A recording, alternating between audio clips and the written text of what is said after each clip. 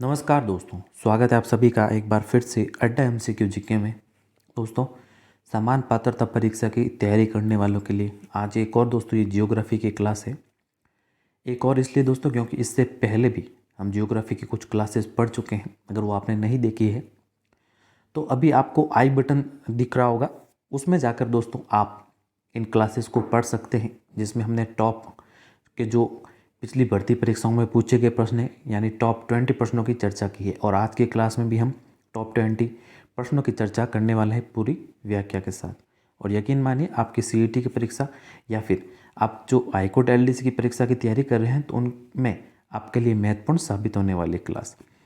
तो दोस्तों, राजस्थान समान पात्रता परीक्षा की बात करें तो सेकेंडरी लेवल और ग्रेजुएशन लेवल की डेट जनवरी में एग्ज़ाम है दोस्तों, जल्दी 7-8 तारीख को। तो आपके लिए ये क्लास दोस्तों ज़रूर महत्वपूर्ण साबित होने वाली है, तो क्लास के अंत तक बने रहिएगा। और शुरू करने से पहले अगर आपने इस चैनल को सब्सक्राइब नहीं किया है तो इस चैनल को सब्सक्राइब करने में पास में स्थित बेल आइकन को भी दबा लें, ताकि समय समय पर क्लासेस अपलोड होने पर आपको नोटिफिकेशंस मिलते रहें। बिना देरी के शुरू करते हैं आज की हमारी पहली क्लास का पहला प्रश्न है दोस्तों। क्लास हमारे इससे पहले अपलोड हो चुकी है, तो पहला प्रश्न है आज की हमारी क्लास का। चलिए, पहला प्रश्न है आपके सामने, बर दर्रा स्थित है। अच्छा प्रश्न है ये भी दोस्तों। तो बर दर्रा की बात करें तो अजमेर में स्थित है। अजमेर में दोस्तों ब्यावर में, अजमेर में भी कहाँ है, ब्यावर में स्थित है। और दोस्तों ये अरावली श्रेणियों के जो दर्रे हैं, ये मुख्यतः 4 दर्रे हैं जो ब्यावर में स्थित है। इन 4 दर्रों की बात करें तो पहला दर्रा है दोस्तों बर दर्रा। कौन सा दर्रा दोस्तों, बर। और एक है दोस्तों परवेरिया और शिवपुर घाट। 2 नंबर है दोस्तों परवेरिया व शिवपुर घाट। तीसरे दर्रे की बात करें तो तीसरा दर्रा है दोस्तों सूरा घाट। चौथा दर्रा है दोस्तों देवबारी दर्रा। तो ये 4 दर्रे हैं जो अरावली दोस्तों जो पर्वत श्रेणी है उनके दर्रे हैं। और ये ब्यावर में स्थित है। ये सभी दर्रे कहाँ पर स्थित है दोस्तों, ब्यावर में। इनमें से जो बर दर्रा है ये भी है अजमेर ब्यावर में। तो हमारे इस प्रश्न का अ विकल्प है, ये राइट होगा। अगला देखिए, 2 नंबर प्रश्न है, गांधी सागर बांध अवस्थित है। तो ये भी अच्छा प्रश्न है दोस्तों। तो दोस्तों जो गांधी सागर बांध है तो ये कहाँ पर है, गांधी सागर बांध दोस्तों ये चंबल परियोजना पर स्थित बांध है। और चंबल परियोजना पर मुख्यतः 4 बांध है और इन 4 बांधों में से एक गांधी सागर बांध है। और गांधी सागर दोस्तों ध्यान रखिएगा एमपी में है। कहाँ पर है दोस्तों, एमपी यानी मध्य प्रदेश में। और चंबल परियोजना से दोस्तों 4 बांध बने हैं चंबल परियोजना पर। एक तो हो गया दोस्तों गांधी सागर जो कि कहाँ है, मध्य प्रदेश में।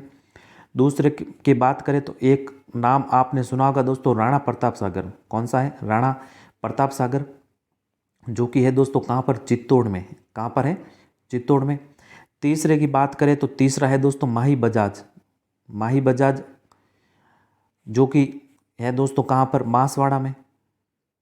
और चौथे की बात करें तो दोस्तों कोटा बैराज कहाँ पर है दोस्तों, ये है कोटा में। तो ये 4 बांध है जो बने हैं चंबल परियोजना पर। तो जो ब विकल्प है ये हमारे सही उत्तर हो जाएगा। बाकी राणा प्रताप सागर को ध्यान रखिएगा, माही बजाज सागर को भी ध्यान रखिएगा, कोटा बैराज को भी ध्यान रखिएगा। इनमें से भी आपको प्रश्न पूछ सकते हैं। तो जो ब विकल्प है ये हमारे यहाँ पर सही उत्तर हो जाएगा। अगला देखिए, 3 नंबर प्रश्न है दोस्तों आपके सामने, राजस्थान की मरुस्थलीय बालू का प्रमुख स्रोत निम्न में से क्या है। तो दोस्तों जो राजस्थान की मरुस्थलीय बालू है, मृदा है दोस्तों, इसका जो प्रमुख स्रोत है ये दोस्तों प्राचीन जो नदियां हैं उनके द्वारा जो लाई गई मिट्टी है, ये इसका दोस्तों प्रमुख स्रोत है। तो अविकल्प है, ये हमारे सही उत्तर हो जाएगा। और ध्यान रखिएगा दोस्तों, अच्छे लेवल के प्रश्न है ये, पिछली भर्ती परीक्षाओं में पूछे जा चुके हैं ज्योग्राफी के प्रश्न। और आपके जो परीक्षा होगी उसमें महत्वपूर्ण जरूर साबित होंगे, यकीन मानिएगा। चलिए, 4 नंबर प्रश्न है, जल महल स्थित है। तो जल महल कहाँ पर स्थित है दोस्तों, ये स्थित है मानसागर झील में। कहाँ पर है, मानसागर झील में। और इसका निर्माण दोस्तों सवाई जयसिंह द्वितीय ने, इसका जो निर्माण है, इसका निर्माण सवाई जयसिंह द्वितीय ने दोस्तों इसका निर्माण करवाया था। तो ध्यान रखिएगा जल महल कहाँ स्थित है, मानसागर झील में। अविकल्प हमारे यहाँ पर सही उत्तर होगा। 5 नंबर प्रश्न है, निम्नलिखित जोड़ों में से कौन सा सम्मिलित नहीं है। तो इनमें से कौन सा सम्मिलित नहीं है, तो पहला देखिए, पहला दे रखा है हमारे सज्जनगढ़, ये दोस्तों उदयपुर में है। रणथंभौर अभयारण्य, ये दोस्तों कहाँ पर है, सवाई माधोपुर में। तो दोनों, ये तो दोनों सम्मिलित है। सरिस्का की बात करें तो ये अलवर में है दोस्तों, तो ये भी सही है। और रामसागर की बात करें तो रामसागर दोस्तों यहाँ पर कोटा दे रखा है, कोटा में नहीं है रामसागर।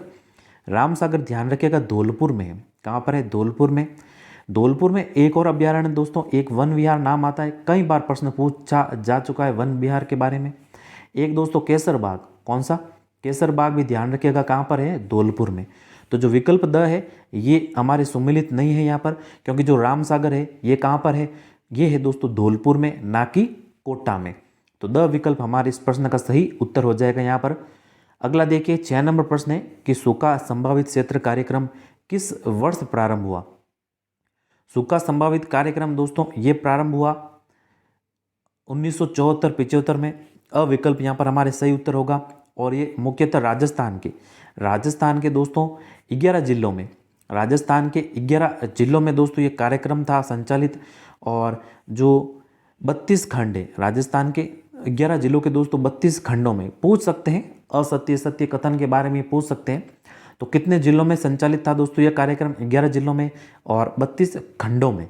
तो जो विकल्प अ है ये हमारे यहाँ पर सही उत्तर होगा।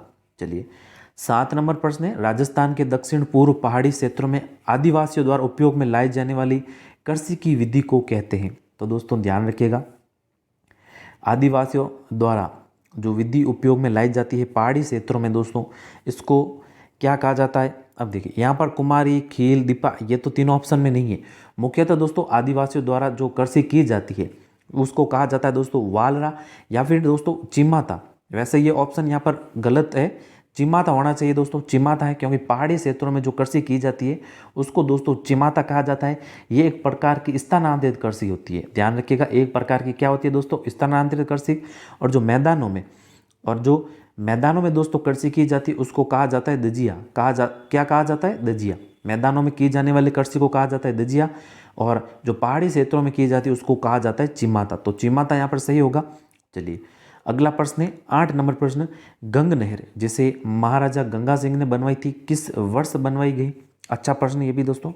तो गंग नहर दोस्तों इसका उद्घाटन तो ध्यान रखिएगा, इसका उद्घाटन तो दोस्तों हुआ था 1921 में।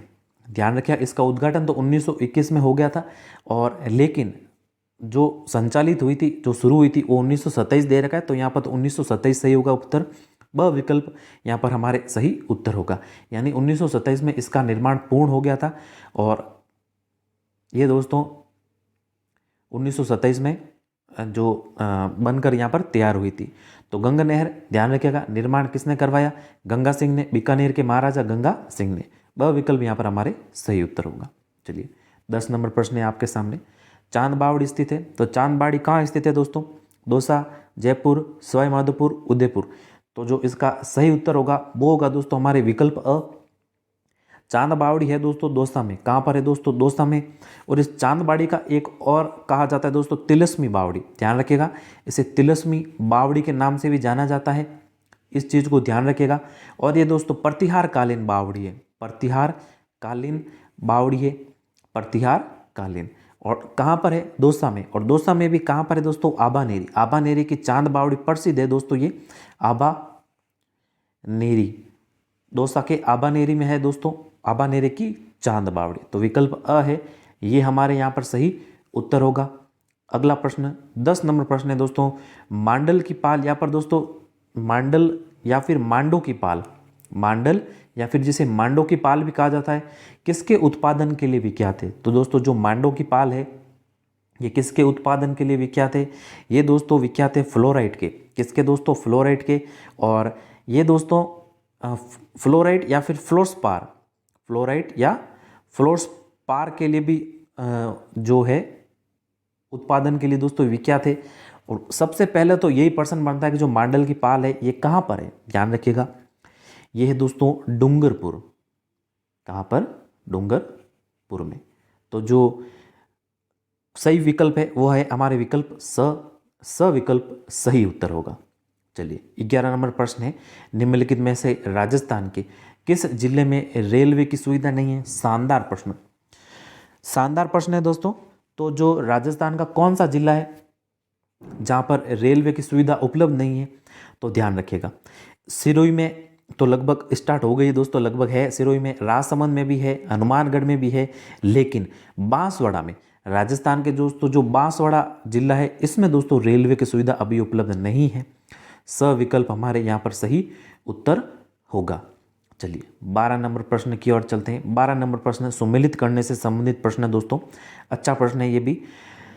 तो ये सूची दे रखी है यहाँ पर, ये जो क्षेत्र है वो दे रखे हैं और ये कहाँ पर ये जिले आते हैं उनको दोस्तों हमें सुमेलित करना है। तो ए बी सी डी इस प्रकार से लिख दीजिए। पहला देखिए, पहला दोस्तों दे रखा है उत्तर पूर्वी अरावली क्षेत्र। तो उत्तर पूर्वी जो अरावली क्षेत्र है वो जिला है दोस्तों, यहाँ पर अलवर आता है। तो एक नीचे आ जाएगा 3 नंबर। अरावली का जो मध्यवर्ती भाग है इसमें जो जिला आता है वो दोस्तों आता है जयपुर जिला, तो बी के नीचे आ जाएगा 2 नंबर। बोराट क्षेत्र की बात करें तो बोराट क्षेत्र में दोस्तों जो जिला आता है ये आता है दोस्तों उदयपुर। और दक्षिणी अरावली की बात करें तो दक्षिणी अरावली में जो आता है वो आता है दोस्तों यहाँ पर सिरोही जिला। ध्यान रखिएगा 3 2 1 4, 3 2 1 4 किस में है? विकल्प अ में है, विकल्प अ सही उत्तर होगा। चलिए 13 नंबर प्रश्न है कि छप्पन का मैदान का संबंध निम्नलिखित में से किस नदी से है? तो दोस्तों छप्पन का मैदान का संबंध किस नदी से है? तो जो इसका सही उत्तर होगा वो हो जाएगा दोस्तों यहाँ पर माही नदी से। किससे होगा दोस्तों? माही नदी से। विकल्प ब यहाँ पर हमारे सही उत्तर होगा। और ये दोस्तों 56 नदी नालों और 56 गांवों का समूह होने के कारण इसे 56 का मैदान कहा जाता है। विकल्प ब हमारे यहाँ पर सही उत्तर होगा। चलिए अगला प्रश्न है दोस्तों 14 नंबर प्रश्न, शानदार प्रश्न, मोस्ट इंपॉर्टेंट प्रश्न। और ध्यान रखिएगा कि जो कोपेन महोदय ने वर्गीकरण दिया था, एक दोस्तों और वर्गीकरण है थॉर्नवेट का वर्गीकरण। मुख्यतः इन दो में से प्रश्न बनता है हर एग्जाम में। ज्योग्राफी अगर है राजस्थान की तो हर एग्जाम में दोस्तों कोपेन के वर्गीकरण या फिर थॉर्नवेट के वर्गीकरण से प्रश्न जरूर बनता है। मुख्यतः कोपेन का जो वर्गीकरण है ये ज़्यादा दोस्तों इंपॉर्टेंट है। देखिए 14 नंबर प्रश्न, राजस्थान में कोपेन द्वारा वर्णित AW प्रदेश निम्न में से कहाँ पाया जाता है? तो अब देखिए, तो ये जो AW प्रदेश है दोस्तों ये मुख्यतः पाया जाता है कहाँ पर? डूंगरपुर में। कहाँ पर पाया जाता है दोस्तों? डूंगरपुर में। विकल्प द यहाँ पर हमारे सही उत्तर हो जाएगा। अब देखिए कोपेन वर्गीकरण को शॉर्ट में समझे तो राजस्थान का मैप की बात करें तो राजस्थान का दोस्तों ये मैप। अब देखिए जो कोपेन महोदय ने वर्गीकरण दिया था तो जो ये क्षेत्र है इसको क्षेत्र को दोस्तों BWHW नाम दिया। जो ये क्षेत्र है मुख्यतः जो पश्चिमी क्षेत्र है इसको दोस्तों क्या नाम दिया? BWHW। और दोस्तों यहाँ पर जो मध्यवर्ती भाग है इसको इन्होंने नाम दिया BSHW। क्या दिया दोस्तों? BSHW। और ये दोस्तों जो पूर्वी भाग है इसको नाम दिया दोस्तों CWG। क्या दिया दोस्तों? CWG। और इसकी अगर बात करें जो पूर्वी ये जो दक्षिणी भाग है और जो मुख्यतः हाड़ौती का क्षेत्र आता है इसको नाम दिया दोस्तों यहाँ पर क्या? AW। क्या दिया दोस्तों? AW। तो ये है दोस्तों यहाँ पर कोपेन महोदय का वर्गीकरण का शॉर्ट रूप। इसको ध्यान से मैप को पढ़ लीजिएगा। इसको दोस्तों इन्होंने जो कहा वो कहा दोस्तों उष्ण मरुस्थलीय जलवायु, उष्ण मरुस्थलीय जलवायु प्रदेश कहा इन्होंने। और जो BSHW है इसको कहा दोस्तों अर्ध शुष्क स्टेपिज। क्या कहा? अर्ध शुष्क स्टेपिज। और जो ये CWG है इसको कहा दोस्तों शुष्क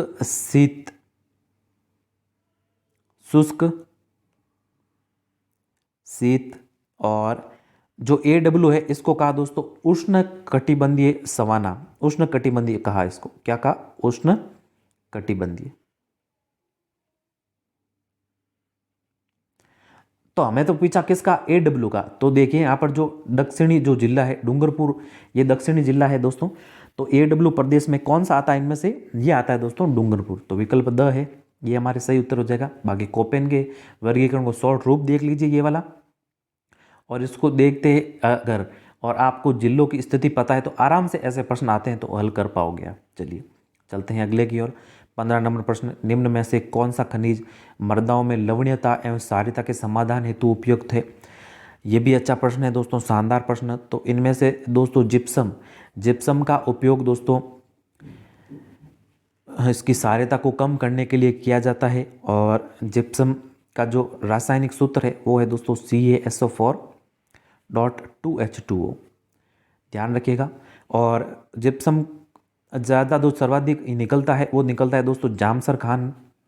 प्रश्न पूछा जा चुका है जामसर से, इसलिए यहाँ पर दोस्तों बताया जा रहा है आपको कि जामसर की खान है ये दोस्तों बीकानेर में। कहाँ पर है? बीकानेर में। इसके बारे में कई बार प्रश्न पूछा जा सका है कि जामसर की खान किसके लिए प्रसिद्ध है। सर्वप्रथम किसके लिए है दोस्तों? जिप्सम के लिए। और कहाँ पर है दोस्तों? ये है बीकानेर में, ध्यान रखिएगा इसको। तो जिप्सम का उपयोग किया जाता है किसके लिए दोस्तों? यहाँ पर लवणीयता एवं क्षारीयता के समाधान के लिए। जिप्सम के अलावा दोस्तों हम जिप्सम के अलावा दोस्तों रॉक फॉस्फेट अगर आपको दिखे तो रॉक फॉस्फेट भी आप सही उत्तर कर सकते हो। रॉक फॉस्फेट के द्वारा भी दोस्तों हम जो लवणीयता है या फिर क्षारीयता के समाधान कर सकते हैं। और इसके अलावा दोस्तों पाइराइट, इसके अलावा बात करें धमासा, इसके अलावा बात करें तो दोस्तों शुभ बुल, तो इनका उपयोग किया जाता है मुख्यतः। तो ब विकल्प है ये हमारे यहाँ पर सही उत्तर होगा। चलिए अगला प्रश्न 16 नंबर प्रश्न है दोस्तों, अच्छा प्रश्न है ये भी। निम्नलिखित में को सुमेलित कीजिए तथा नीचे दिए गए कूटों का प्रयोग कर सही उत्तर का चयन करो। अब ये भी अच्छा प्रश्न है। यहाँ पर तो दे रखे क्या? वनोत्पाद। और ये कौन से वृक्ष से हमारे प्राप्त होते हैं? तो देखिए पहला दे रखा है हमारे इमारती लकड़ी। क्या दे रखा है दोस्तों? यहाँ पर इमारती लकड़ी मुख्यतः कौन से वृक्ष से यहाँ पर प्राप्त होती है? तो ध्यान रखिएगा ABCD इस प्रकार से लिख दो ताकि आसानी हो दोस्तों उत्तर को पहचानने में। इमारती लकड़ी प्राप्त होती है दोस्तों हमें कहाँ से दोस्तों? शीशम से। कहाँ से प्राप्त होती है? शीशम से। और एक नज़र पड़ रही है दोस्तों सबसे पहले बीड़ी की। कहाँ की? बीड़ी दोस्तों आप सभी जानते हैं कहाँ से किस वृक्ष से प्राप्त होती है, या बीड़ी का निर्माण किस जो वृक्ष का पत्ता होता है उससे होता है। तो बीड़ी का जो निर्माण होता है दोस्तों वो होता है दोस्तों तेंदू के पत्ते से। और ये महंगा भी होता है दोस्तों, क्योंकि बीड़ी निर्माण में सर्वाधिक उपयोग किया जाता है, इसलिए दोस्तों इसे हरा सोना भी कहा जाता है। मुख्यतः प्रतापगढ़ जिले में पाया जाता है। पूछ सकते हैं, इसके लिए दोस्तों जानकारी को ध्यान रखिएगा। हरा सोना कहा जाता है। एक और बांस को भी कहा जाता है दोस्तों हरा सोना, इसके बारे में भी आप ध्यान रखिएगा। तो डी के नीचे आ गया 3 नंबर। अब देखिए बात करें अगर दोस्तों नज़र पड़ रही है दोस्तों कत्थे की नज़र पड़ रही है तो कत्था कहाँ से प्राप्त होता है? कत्था दिख रहा है सीधा सा दोस्तों मेरे को यहाँ पर खैर से। कत्था दोस्तों पान में उपयोग किया जाता है, आपको पता है, तो सीख ही ना जाएगा 1 नंबर। बी में अंतिम क्या बचा? 2 नंबर बस। बी में बचा जो चारकोल है, चारकोल प्राप्त होता है दोस्तों यहाँ पर किक्कर वृक्ष से। तो 4 2 1 3 है विकल्प ब में। विकल्प ब हमारे यहाँ पर सही उत्तर होगा। बाकी अगर आपको बीड़ी का पता था कि जो तेंदू के पत्ता है उससे बनता है दोस्तों, बीड़ी उससे बनती है, तो यहाँ पर देखिए बीड़ी के नीचे क्या था? 3 नंबर। तो 3 नंबर विकल्प केवल एक में ही है जो है विकल्प ब। तो यहाँ पर एक से ही आप आसानी से पता लगा देते। तो जो विकल्प ब है ये हमारे यहाँ पर सही उत्तर हो जाएगा। 17 नंबर प्रश्न है आपके सामने। अरावली पहाड़ियों में सालर वृक्ष ऊंचाई पर मिलते हैं। तो जो सालर के वृक्ष है दोस्तों ये कौन सी ऊंचाई पर मिलते हैं? ये मिलते हैं दोस्तों मुख्यतः जो 450 मीटर से ज़्यादा की ऊंचाई होती है। मुख्यतः 500 है दोस्तों, मुख्यतः 500 मीटर की ऊंचाई है, लेकिन यहाँ पर 450 से अधिक की जो ऊंचाई होती है वहाँ पर मिलते हैं, ध्यान रखिएगा। तो विकल्प ब है यहाँ पर सही उत्तर होगा। और ये जो जिलों की बात करें जो सालर वृक्ष है ये है दोस्तों सिरोही, अजमेर, उदयपुर। और दोस्तों बात करें तो यहाँ पर एक और जिला प्रतापगढ़। तो यहाँ पर दोस्तों ये सालर के जो वृक्ष है ये पाए जाते हैं। और यहाँ से दोस्तों गोंद, जो सालर का वृक्ष है ये गोंद आपको पता है दोस्तों, गोंद का उपयोग किया जाता है खाने में। और जो ये गोंद का जो अच्छा है स्रोत है ये सालर वृक्ष। तो जो विकल्प ब है ये हमारे सही उत्तर होगा। चलिए अगला प्रश्न है 18 नंबर प्रश्न। निम्नलिखित में से कौन सा पेड़ गोंद का अच्छा स्रोत है? तो ये पिछले प्रश्न में आपको बता दिया कौन सा है दोस्तों, यहाँ पर सालर का वृक्ष। ब विकल्प यहाँ पर सही उत्तर हो जाएगा हमारे। चलिए अगला देखिए 19 नंबर प्रश्न है,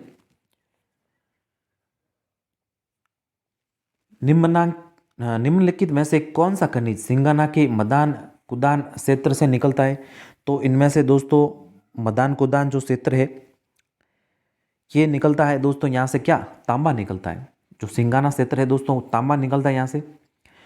सिंगाना दोस्तों डाबला सिंगाना कहाँ पर है, मुख्यतः ध्यान रखिएगा झुंझुनू में। कहाँ पर है, झुंझुनू।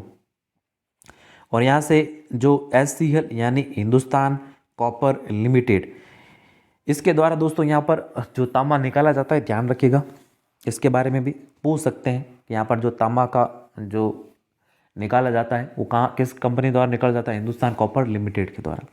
तो जो ब विकल्प है ये हमारे सही उत्तर होगा। अगला और आज की क्लास का अंतिम प्रश्न है, निम्नलिखित में से किस प्रकार का कोयला गुणवत्ता में श्रेष्ठ माना जाता है।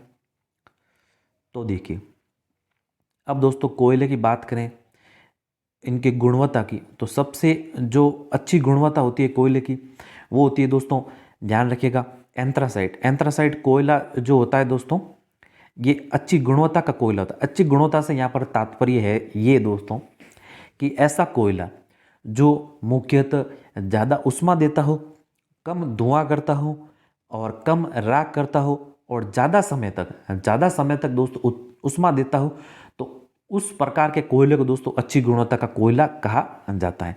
तो सबसे जो बेस्ट क्वालिटी का जो है वो है दोस्तों एंथ्रासाइट। दूसरे नंबर पर दोस्तों आता है बिटुमिनस का नाम, किसका, बिटुमिनस का, तो इसके बारे में ध्यान रखिएगा। तीसरे पर आता है दोस्तों लिग्नाइट कोयला, लिग्नाइट। और जो चौथे पर आता है वो आता है दोस्तों पिट प्रकार का, किस प्रकार का, पिट प्रकार का। सबसे ये घटिया क्वालिटी का कह सकते हैं दोस्तों हम पिट प्रकार का, ज़्यादा धुआं करता है, कम उष्मा देता है, जल्दी दोस्तों ख़त्म हो जाता है, तो इस कारण ये कम गुणवत्ता का है यहाँ पर। तो देखिए अब सबसे अधिक गुणवत्ता जो अच्छी है, श्रेष्ठ क्वालिटी होती है दोस्तों, अच्छी क्वालिटी, वो है दोस्तों एंथ्रासाइट। एंथ्रासाइट है विकल्प द में, विकल्प द यहाँ पर सही उत्तर हो जाएगा। तो विकल्प द यहाँ पर सही उत्तर होगा। सबसे अच्छा क्वालिटी का कौन सा है दोस्तों, विकल्प द। पूछे क्रम, तो सबसे अच्छा तो एंथ्रासाइट, फिर बिटुमिनस, फिर लिग्नाइट, फिर पिट। द विकल्प सही उत्तर होगा। चलिए तो ये थे आज की क्लास के हमारे 20 इंपॉर्टेंट क्वेश्चन दोस्तों।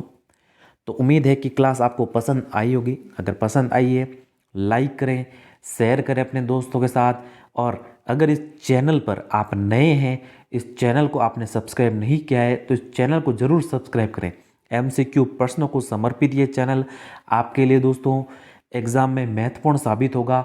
और CET के लिए दोस्तों आप अगर तैयारी कर रहे हैं तो उसके लिए भी दोस्तों ये ज़रूर महत्वपूर्ण साबित होंगे ये क्वेश्चन भी। उम्मीद है कि क्लास पसंद आई होगी। पसंद आई है तो लाइक कर दे, शेयर कर दे अपने दोस्तों के साथ, और अगर इस चैनल पर नए हैं तो इस चैनल को ज़रूर सब्सक्राइब करें।